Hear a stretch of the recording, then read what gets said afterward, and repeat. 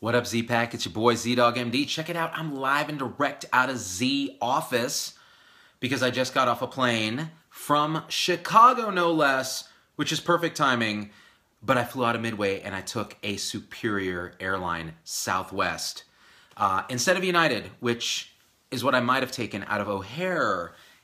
However, I will say this, and I know we're going to talk a little bit more about the United debacle today and Dr. David Dow, who was had his face beaten up and dragged off the plane, as we all know, as we've talked about. But flying on Southwest, it has many advantages. They're flexible. You can change your flights without a lot of fees or any fees. When you get enough frequent flyer miles, they are very flexible with you, and they tend to be pretty friendly. The downside is it's a freaking cattle car, people.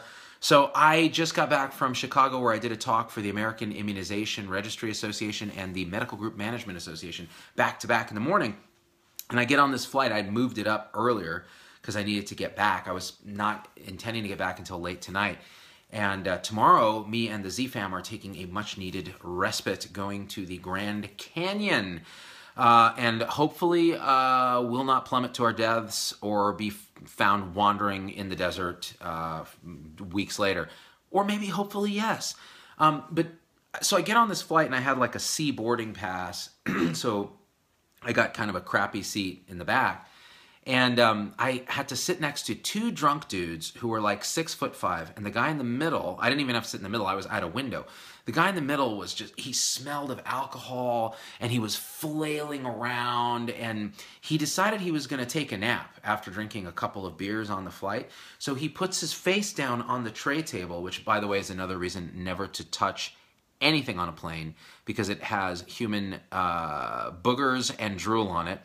He puts his whole face on the thing like this, and then his back, I'm in the window seat here, the back, his like massive posterior region is in my actual airspace. Like if this is my little personal space, his back is here, his head is here, and I can't lower my tray table. And I'm sitting with my laptop on my lap going, tick, tick, tick, tick, tick, tick, tick, tick, answering Facebook private messages that I've been backed up on to the tune of like 100 of them. So that was an ordeal. When I finally got off 3.5 hours later, I was like, I am never flying again, let alone in a cattle car. But I have no choice because that's what I do, people. I'm trying to spread the word about 3.0. Now, it got me thinking again about this whole United Airlines debacle and how poorly it was handled by United. And by now, it's almost cliche to even talk about this. It's only been a day. We did a live cast on it yesterday, me and Tom's sort of crappy first draft reaction to the whole thing, which I think still stands up as pretty accurate, despite what I wanted to talk about today, which is what looks to be like a fair bit of victim shaming on the part of the press. So David Dow, his name came out because it was reported in the press, is a physician in Kentucky. His wife is also a physician. I think she's a pulmonologist. And it came out that through various digging in the press that this is a guy who's known in Kentucky because he has had felony convictions for misappropriating drugs, for exchanging prescriptions with a male patient for sexual favors. He had lost his license for a period of time, and then it was partially reinstated where he could practice just temporarily a couple days a week or something like that, a day a week as an internist in his internal medicine clinic. And it seemed that they were really making this guy out to be a pretty bad chap. Now, here's my question to y'all, and this question has been raised in the comments from previous videos we posted on this. Does that matter at all to the fact that he got roughed up by airport security and tossed off the plane and bloodied, and he was a paying customer? So that's the discussion I want to have. Are we shaming somebody here who was the victim? So like, you know, the passengers take cell phone pictures of the guy and video of the guy. He goes out into the world. This thing becomes the biggest thing since whatever. And now he's not just nationally famous, he's internationally famous because the Chinese are pissed off, even though I think this guy is Vietnamese. I may be wrong. He did medical school in Vietnam. So correct me if I'm wrong. I think it hasn't fully been established, although he was overheard on the plane saying that he was singled out because he was Chinese. And so all of China's pissed off, right? The Chinese Twitter is like blowing up. And then all this happened because obviously he was the victim of something on a plane, and ends up, there's a bunch of people take photos of it and it goes viral. Now, here's a guy who it's public record, apparently, that he has these felony convictions and had problems with his license and so on and so forth. But, you know, to what extent are we shifting blame to somebody who is actually the victim of what looks to be a really nasty thing? By the way, there's a button underneath here from today's live cast to donate to Doctors Without Borders. Please do that. Make us all feel good about helping out a really great organization, helping people around the world. So we're going to try to do good on balance and rant and do all of the above. All right. On that note, I'm going to start reading some comments here. So, Vicky Grisby Spencer, it doesn't matter, they wouldn't, I can't read that because it got cut off. Miranda Anspach, the people who dragged him off the plane had, why can't I see comments? They're all cut off. Let me see, I'll pull it up on my computer while we're talking. In the meantime, I wanted to say, do you guys agree that this guy was a victim, or do you think he misbehaved? So, there was some talk that he was belligerent, that he was waving his arms, he refused to get off the plane, etc., and they then had to call security. So is that sort of his fault? Was he culpable? Should you always listen to authority figures when they ask you to do something, or should you try to resist the way he did? Was he putting a plane load of people at tremendous inconvenience just to be weird? And when he came running back on the plane, he seemed disoriented. He was definitely not behaving in a way that seemed entirely rational. That could be from the trauma of what had happened. It could also be that, you know, is there something else going on? We just don't know, right? All right, let me see if I can pull up these comments. Definitely. There we go. Okay, I think I'll have comments. They're going to keep spinning through. All right, 3 cops with taser abs guns say, move, I would move, says Matt Phillips. So it's really about, you know, should he have just complied with what was going on? And as such, is he less of a victim than people are making him out to be? Now, anybody who watches the video kind of go, well, First of all, I mean, the screaming and all that is weird, but that's just a personal judgment. Like, when I go down, when the cops take me down, I'm probably not going to scream like that. I would probably scream more like, ah! Something like that, because I'm a man, all right? But all that aside, right, was what, you know, if you watch that video, it's kind of hard to go, I'm glad that happened to the guy. I mean, it seems pretty brutal. And on top of that, this is a customer of an airline who's paid for a ticket and is on his flight. And on top of that, he's a physician claiming that he has to see patients. Whether that's true or not, we don't know. But so it resonates certainly with a lot of healthcare people. But then I've gotten a lot of comments saying, look, you don't understand. This guy should have complied. He's being a jerk. And when a cop tells you to do something, you do it, and then you argue about it later in court. You don't use that opportunity right there to be a jackass. So let's see. Wrong doctor. These things move so fast and I can't make them stop. Wrong doctor. He is David Than Duc Dao, MD, New Orleans, Louisiana physician. I don't know what that comment means, because this guy is David Dow from Kentucky. He's a victim, says Patrick Boyd. How do I make this stop scrolling? It's the problem with the way Facebook does comments now, is unless I am on a phone not live casting, I can't stop the comments long enough to read them. So I'm going to try on the computer, but it's still tricky. Cynthia says, no, that's not a comment. Let's see. I hate this okay, Christian Castile. I hate this concept of if you don't comply, you deserve it. I get it if you're being violent, but this guy was just sitting there and refusing. Well, so there's the nuance of it, right? So I would tend to agree with you, like, okay, now the question is, what does the airline do? So they set a precedent. If they let this guy refuse, then they have to go to another person and kick them off the plane. So what's their sort of position? Now, this guy Munoz, who heads the company, has actually been winning awards for PR recently. And somebody actually messaged me who went to school with him and said he's a good guy and he's trying and so on. So again, I don't know him. And I know he's gotten a lot of press. And I know he had a heart attack right as he was assuming the CEO-ship. So stress may affect this guy. So if we're having global compassion, like, I'm a little worried about this guy now, because this whole thing is a PR debacle. Now, however, they dug themselves into this, in my opinion, because you have a massive multinational company that has trained PR specialists, and they handle it by saying, oh, sorry, we had to relocate passengers. It's like, okay, guys, did you see the video? Like, worst, like, you know, again, it's a hold my beer moment. Like, you think Delta screwed up last couple weeks with the flight cancellations? This is 20 times worse. Turns out United does a lot of business in China, and now all the Chinese are pissed because they think it's a racially motivated thing, which, again, that's that's hard personally for me to really wrap my head around, because I think, you know, here's a guy who was just not, he wasn't listening to the officers. Doesn't matter, I don't think in this case what race he was, they were going to behave the same way. Now it's hard to say if he were a little old lady if they would have done that. Turns out he was a more elderly, he was an elderly gentleman, 69, right? So would they have done this to a little old lady? Hard to say. Obviously, United Airlines has a different definition for the word volunteer than the rest of the Milky Way galaxy, says Michael Ringering. Yeah, clearly volunteer is, what was it? It's the military calls it voluntold. Yeah, I was voluntold to get the heck off the flight. Oh, I see. Ivy is saying wrong doctor. Social media reported the wrong doctor initially. They have the same first and last name but a different middle name. I see. That happens all the time. And I'll tell you, here's a story from my past. When I was a medical student, I was hit by a guy who ran a red light. I was going through a green light, and he just totaled my car and killed a pedestrian in the process.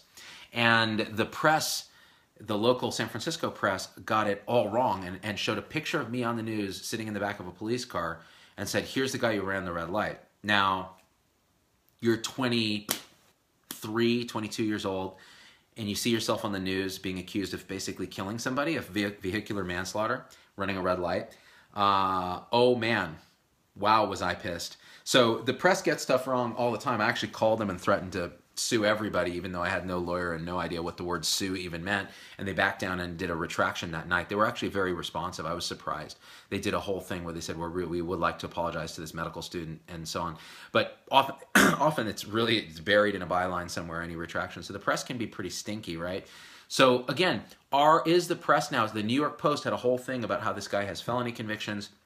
I was reluctant even to bring this up, but I know that the press is doing it anyway. So at this point, it's like, well, okay, now I need to comment on what the press is doing. Whereas if I had heard it before, I'm not sure I would have even mentioned it to you guys, because it feels like what we're doing is saying, oh, this victim of rape was kind of promiscuous and was known to party. It's like, well, guys, that's not really how this works.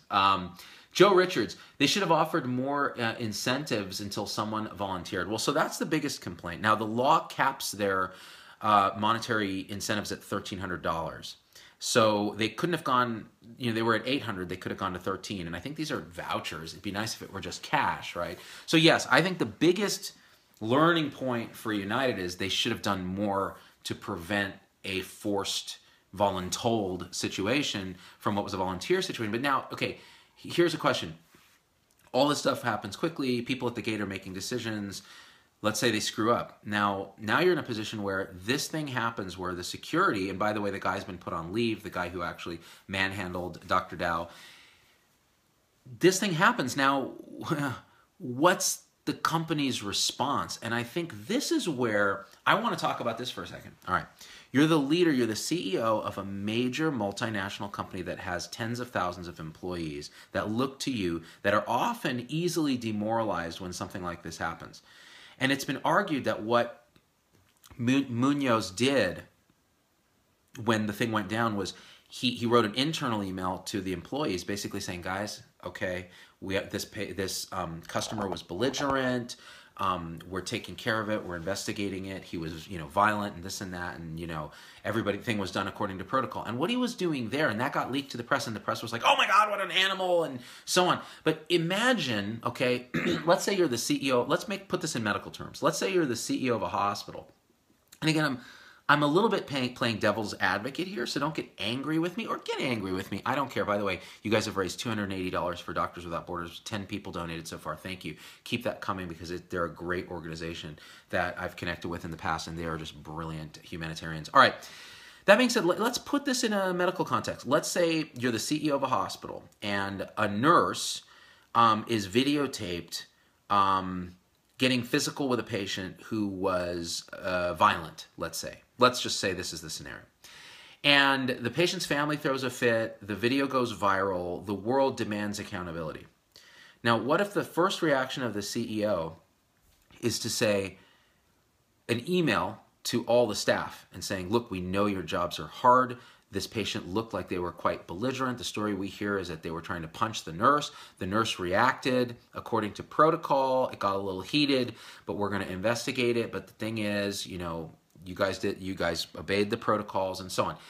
Wouldn't that be the compassionate response of a CEO to his frontline troops internally, who are going to be demoralized by yet another example of how, say, a patient satisfaction issue or some misunderstanding where, you know, a patient thinks it's a hotel and we think it's a hospital?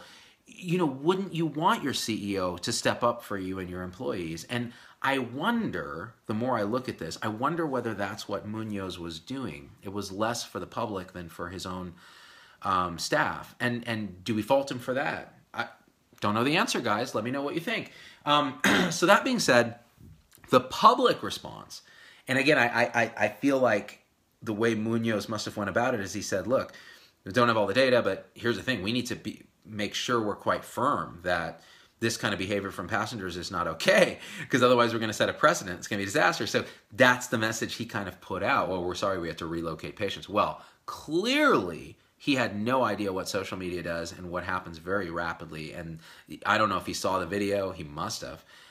But it got crazy really fast, and deservedly so. But it's interesting to try to get in his head and see what was going on. Why was it handled the way that it was? And if we were the CEO or an administrator in a hospital, would we do the same thing?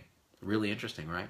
Would we want, as frontline care providers, would we want our CEO stepping up like that for us, right? Before all the information came out and we get prejudged. Okay, so that being said, let's see. A passenger that paid for his seat had no problems going through security. What warrants dragging a passenger off a plane? If the boarding crew knew that those 4 crew members needed the seat, then why didn't they take care of this lottery thing before people had to board? Heather Griffiths. I mean, that's the big complaint, is like, they should have known about this. Once you get on a plane, it's really dicey to pull somebody off, right? Because you're sitting in your freaking seat. Could you imagine getting yanked off a plane? And people have been sending me stories about how this is exactly what happened to them on flights, right? Including Southwest. It's happened on flights, you know, airlines that I've been defending. So all that being said, the whole thing could have been done differently. Now, back to the topic of all this. Are we shaming this guy now by bringing up his past history? And first of all, it sounds like he, you know, he was convicted. I don't think these were accusations. I think these were convictions. There was an undercover operation, etc., blah, blah, blah. Okay, let's say the guy's a bad doc and we wouldn't want to go to him. Who knows, right? Let's just say that's the case. Does that change any does that change any of the calculus in this? If he was, you know, a saint, does it change the calculus? I don't know that it does. I think we have to treat it as morally equivalent in this case. That would be my take. To beating up a little old lady who was totally innocent. Snowflakes, if you ask to get up and leave, you do so. It's not your plane or your business, says... Oh, I'm sorry, guys. The comments just scroll and I can't get them to stop, so I have to keep catching. Okay, somebody said that. I can't see who it was. I'm really sorry about the comments today. Again, when I do it from my phone, and I'm recording audio for the podcast, so I can't really. It's very complicated. It's complicated, people. This idea that there's personal accountability, and when an authority figure tells you to get off their plane because they are the business, you do it and then you worry about it later. Well, it's hard. You know, there's different ways to argue that point. Personally, I would comply, and then I would throw a fit later. And that's how I would do it in anything if I'm pulled over inappropriately, etc. Because I don't want to die. Like, I don't want to get tased in the nipples by a police officer or shot. I just don't need that in my life right now. So I would comply and then I'd worry about it later. And what the Department of Transportation actually advocates people do is you don't even accept what the airline offers you if you think it's unfair. You then go to small claims court and you sue them. And then you get what you think is your fair compensation. You don't even accept their travel voucher or their money. But you don't make the argument right then and there because it's not going to do anything. And in a way, you're really inconveniencing every other passenger there who then has to wait. Now, they seem to come to his defense, but nobody was standing up offering their seat, right? And I was trying to think, what would I have done if I were sitting there? And I saw this going down, and I travel literally like once a week. Like I travel a lot. So would this be, it's statistically likely that something crazy is going to happen on one of my flights, like an idiot in the middle seat, drunk, passed out on his tray table in my personal space, like what happened today. But I just kind of sucked it up and got my DVT and dealt with it. Because remember, I have like a propensity to clot, son. I'm like Biggie Smalls, ready to clot. So that being said, what would I do in that situation? Would I stand up and tell the police officer, you need to stop doing what you're doing? I mean, no, I think I'd be like, these are the authorities. I may not agree, but now is probably not the time to go fighting. Would I have offered to give up my seat? This is a great question, right? Just like anybody else, I need to get places at a certain time, and any delay can be pretty tragic economically and logistically. But would I have swapped with a guy who flatly refused to get up? And the answer is, boy, I don't know. I don't know. And I think in this case, I would probably be swayed by what I've already claimed is a bad way to be swayed, which is empathy. Like if I could put myself in that guy's shoes, like if it were a little kid or somebody that I would feel a lot of empathy and go, ooh, that would really suck. All right, fine, I'll give up my seat. That's not necessarily the best way to behave. The best way to behave is using compassion, which is a broader sort of concern for others and love in the face of their suffering. And it might be the compassionate thing to step aside and say, you know what, he's going to have to deal with the consequences of his refusal, because otherwise we're setting a precedent, and so on and so forth. So it's hard to know the answer, but it's worth cogitating and going through the exercise in your head. All right, you know what we're going to do is we'll probably go through a lot of these comments after the fact, because it's just impossible for me to pin them down. You keep freezing, says Bridget Hillman. Science, people. It's the stream. So you guys, we've raised $340 for Doctors Without Borders, which makes me want to keep talking about this subject, because clearly we're doing some good for some people in the world. Let me fix the problem here. There we go. All right. Tammy Lynn says, I would comply as well at the time, then fight. I mean, that's probably the right answer, honestly. And it's the same if a cop pulls you over inappropriately, you don't haggle with them right then and there. It's never going to end in a way that's going to benefit you. So that being said, I think we all agree with that. On that note, the last things I want to say are that, what's interesting about this whole affair is it affects people very viscerally. So when you see a video like this of a guy with a bloody face who's screaming, being dragged down the aisle, and then no matter what else data you learn after the fact, it's hard to get over that initial draft response to what happened. And honestly, I don't think I've gotten over mine, which is general outrage, anger at United for putting their customers through this, and the way they responded, and their lack of a real meaningful apology. Even now, I don't think Munoz did a very good job with his final apology.